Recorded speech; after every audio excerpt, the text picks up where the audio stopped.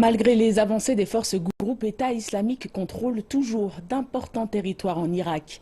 Le pays fait face à une sérieuse crise humanitaire et des millions de personnes ont été contraintes à fuir de chez eux et de vivre dans des camps de réfugiés.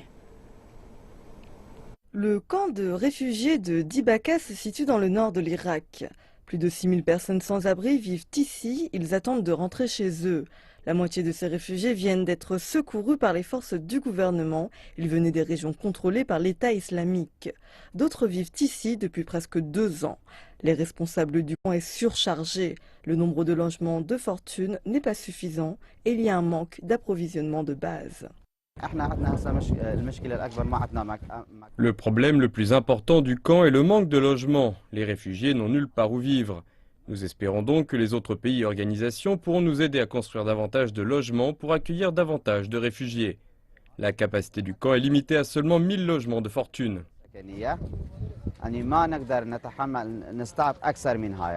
De nombreux réfugiés secourus des zones contrôlées par l'État islamique sont traumatisés. Il est urgent de leur fournir une aide psychologique, mais il n'y a aucun suivi médical ici.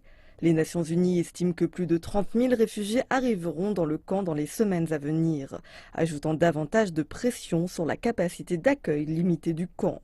À cause des conflits, plus de 3,3 millions d'Irakiens ont été forcés de quitter leur maison depuis janvier 2014. Les camps de réfugiés comme celui de Dibaka ont été installés pour les accueillir. Les Nations Unies estiment que plus de 11 millions de personnes en Irak ont besoin d'aide humanitaire, soit un tiers de la population totale.